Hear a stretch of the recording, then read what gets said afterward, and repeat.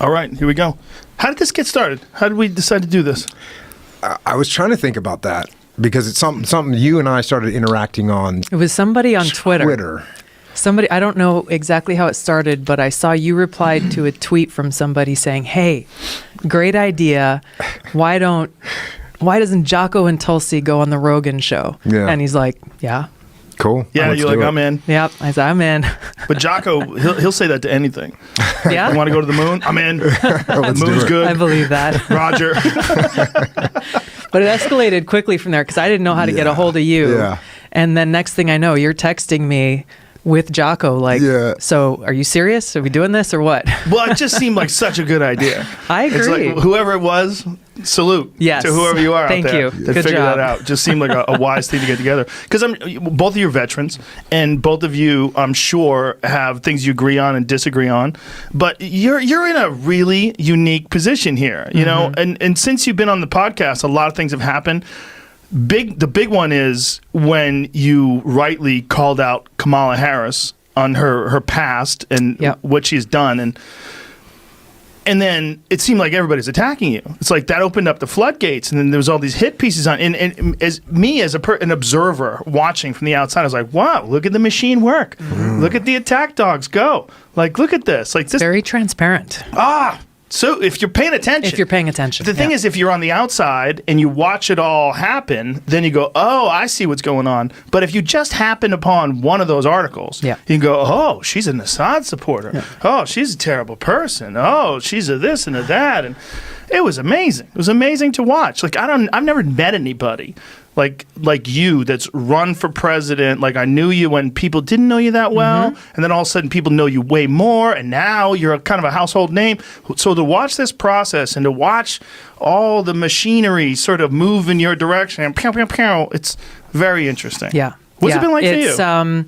I mean, that literally is our challenge here is we are up against the most powerful overall political machine.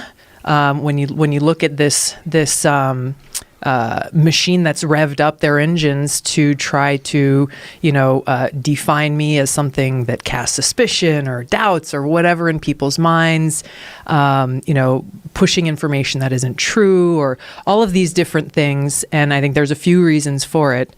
Our challenge is we are battling the political establishment in Washington. And it's because I'm telling the truth. It's because I'm challenging the status quo that they represent and that they've profited off for a very long time. So, my campaign, we don't take any contributions from PACs or lobbyists, fueled completely by contributions from individual people.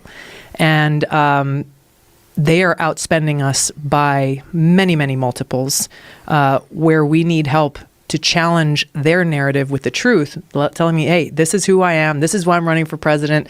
This is the experience and the background that I bring to this job." We've got to be able to bypass that mainstream corporate media and just go directly to voters. Oh yeah. So what were we saying about tarantula hawks? Tarantula hawk wasps. Yeah, right. they're that big fucker that Maynard sent me. So this is there's a guy who made a scale, right? And he got stung by all the different insects. And this is, I think, 5. There's also a 5+. They're very hard to get you to sting them. There's a guy who online goes through and gets them all stung.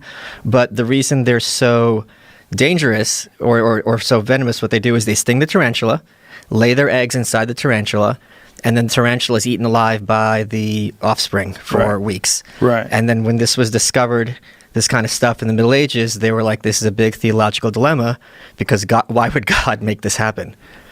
Yeah, why would God do that? Nature is, I could go down this rabbit hole for hours. Please do. Yeah, Have you seen that gigantic flower that they found that smells like shit? So one of the cousins to that flower is called something infanticida. So the insane thing about that flower, Rafflesia, it's the largest flower in the world.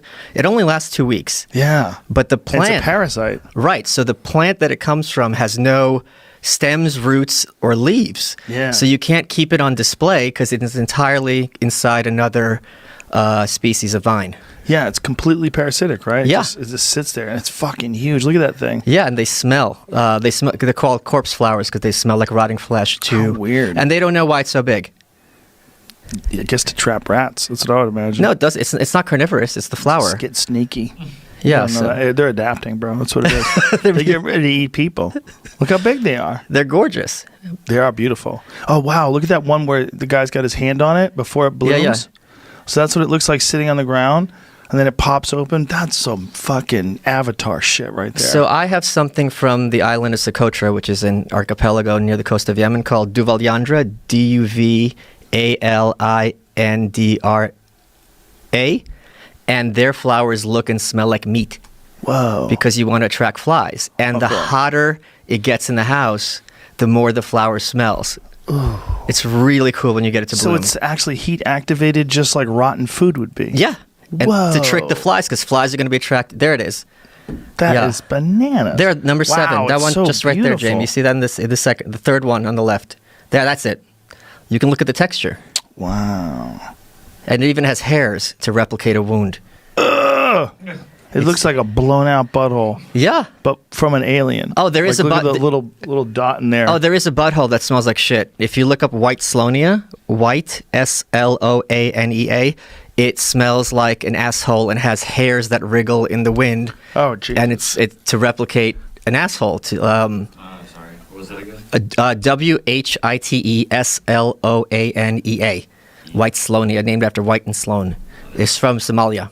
Oh my. Yeah, look at those flowers. Oh God. How weird. Just the sheer variety.